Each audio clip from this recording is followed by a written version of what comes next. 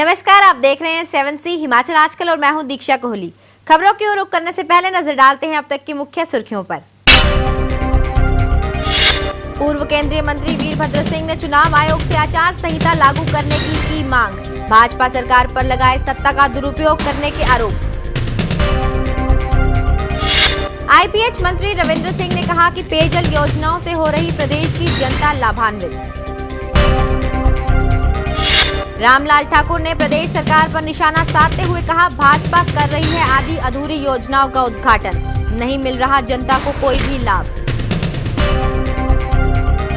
सावन माह शुरू होते ही प्रदेश में चल रहा है उत्सवों का माहौल, मंदिरों में उमड़ रहा है श्रद्धालुओं का सैलाब।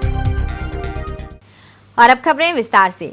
पूर्व केंद्रीय मंत्री वीरभद्र सिंह ने चुनाव आयोग से मांग की है कि प्रदेश में तुरंत चुनाव आचार संहिता लागू की जाए और कुछ ऐसे उच्च अधिकारियों को पदों से हटाया जाए जिनके रहते निष्पक्ष चुनाव होने में संदेह है। वीरभद्र सिंह ने सोलन में पत्रकारों से बातचीत करते हुए कहा कि भाजपा सरकार चुनाव को देखते हुए सत्ता का दुरुपयोग कर रही है, बिना बजट के नई घोषणाएं की जा रही हैं। पूर्व केंद्रीय मंत्री वीरभद्र सिंह ने चुनाव आयोग से मांग की है कि प्रदेश में तुरंत चुनाव आचार संहिता लागू कर भाजपा सरकार को सत्ता के दुरुपयोग से रोका जाए। उन्होंने कहा कि प्रदेश में विधानसभा चुनाव को मात्र 3 माह शेष बचे हैं और भाजपा सरकार बिना बजट के नई घोषणाएं करती जा रही है। उन्होंने कहा कि सरकार ने विभिन्न उच्च पदों पर अपने समर्थक अधिकारियों को बिठा रखा है। इन अधिकारियों के रहते निष्पक्ष चुनाव नहीं हो सकते। डीजीपी डीएस मिन्हास तो भाजपा कार्यकर्ताओं के रूप में ही काम कर रहे हैं। वीरभद्र सिंह ने मांग की है कि ऐसे अधिकारियों को तुरंत उनके पदों से हटाया जाए। आचार संहिता लागू होनी चाहिए, क्योंकि ये सरकार जो है डेस्परेशन में आकर जब वो बिल्कुल ना उम्मीद हो गई है कि भारत सत्ता में आएंगे, इसलिए वो हर किस्म के हथकंडे अपना रहे हैं और बिना बजटरी प्रोविजन के, बजट में कोई प्रोविजन नहीं है, ये नई घोषणाएं कर रहे हैं। डीजी पुलिस है श्री डीएस मिन्हास, वो डीजी पुलिस कम है और भाजपा के कार्यकर्ता जाते हैं। वीरभद्र सिंह ने कहा कि सोलन में भाजपा के प्रदेश महासचिव डॉक्टर राजीव बिंदल के खिलाफ ठंडे बस्ते में डाले मामले कांग्रेस सरकार बनने पर फिर से उठाए जाएंगे। उन्होंने कहा कि डॉक्टर राजीव बिंदल जब सोलन नगर परिषद के अध्यक्ष थे तो उनके खिलाफ भ्रष्टाचार के कुछ मामले बने थे। भाजपा सरकार ने इन मामलों को ठंडे बस्ते में डाल दिया। डॉक्टर बिंदल के खिलाफ एक केस था जो अवैध रूप से गलत तरीके से उन्होंने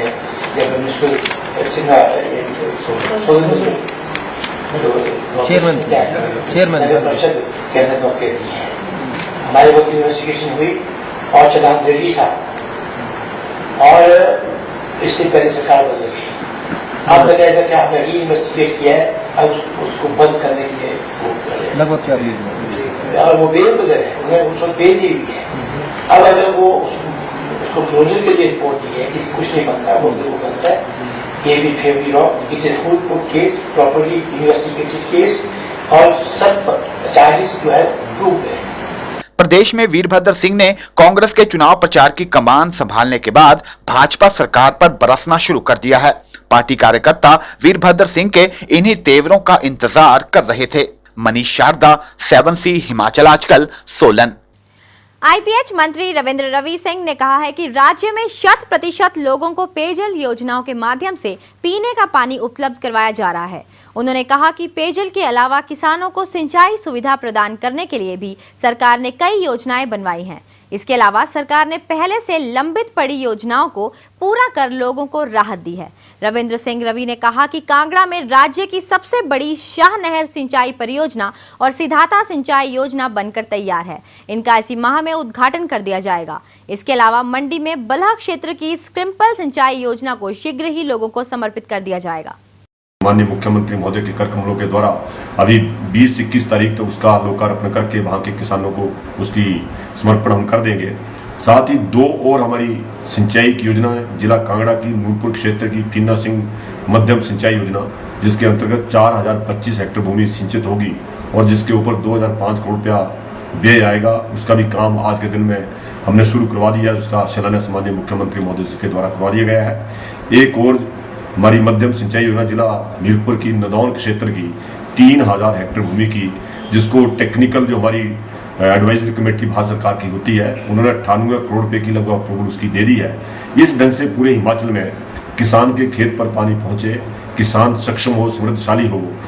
वरिष्ठ कांग्रेसी नेता एवं पूर्व मंत्री रामलाल ठाकुर ने कहा कि प्रदेश सरकार आधी अधूरी योजनाओं का उद्घाटन कर रही है, इससे लोगों को इन योजनाओं का लाभ नहीं मिल रहा। बिलासपुर में पत्रकारों से बातचीत में रामलाल ने कहा कि भाजपा सरकार ने केंद्र के पैसे से बिलासपुर में ट्रॉमा सेंटर का भवन बनाया है और इसको आनन फानन में बिना विशेषज्ञ चिकित्सकों के ही शुरू कर दिया गया है।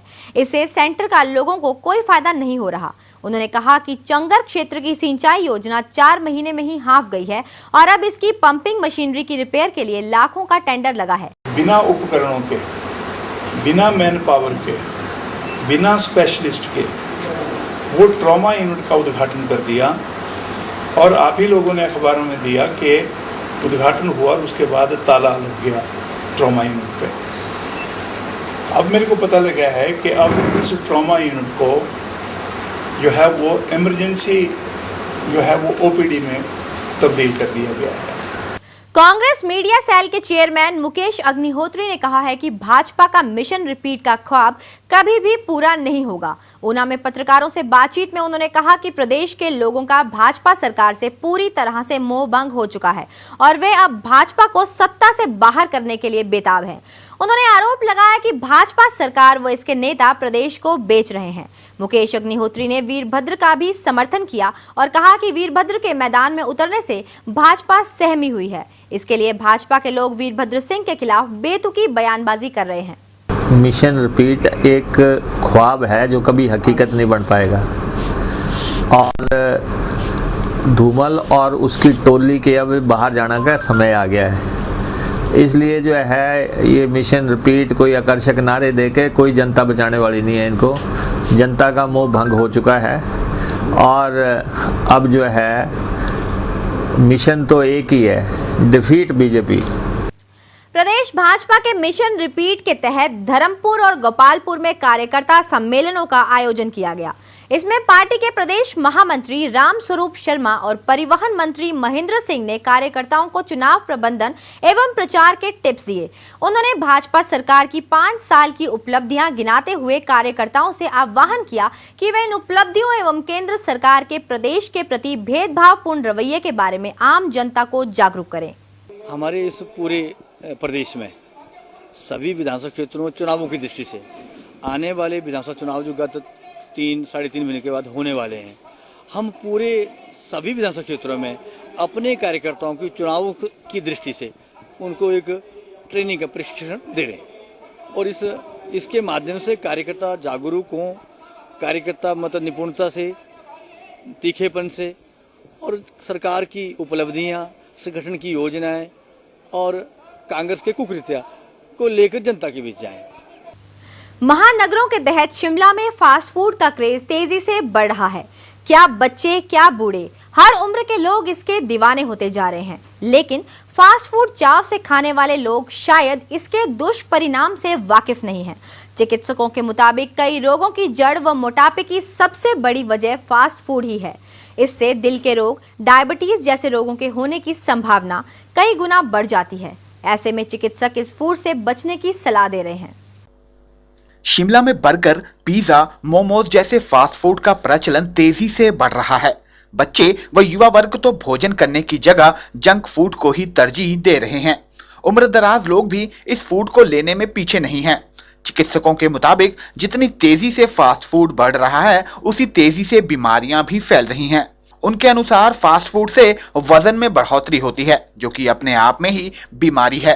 यही नहीं, यह फूड डायबिटीज व दिल की बीमारी जैसे गंभीर कई रोगों को भी बुलावा देता है। फास्ट फूड है, एक तो यह बहुत हाई कैलोरी रिच डाइट होती है, तो इसकी वजह से जो मेन प्रॉब्लम आती है वो वेट गेन है और वेट गेन जो है आगे चल के डायबिटीज़ और हाइपरटेंशन दोनों चीज़ों को बुलावा दे सकता है, क्योंकि मोटापा, वेट गेन से मोटापा हो जाएगा और मोटापे से कई समस्याएं होगी। तो जितने बेकरी और बेकरी के प्रोडक्ट हैं, ट्रांस फैटी एसिड से रिच फूड होते हैं, तो ट्रांस फैट्स की वजह से ये बहुत ज़्यादा एथेरोजेनिक डाइट हो जाती है, जिसकी वजह से आगे चलकर हार्ट और दूसरी प्रॉब्लम्स आ जाती हैं।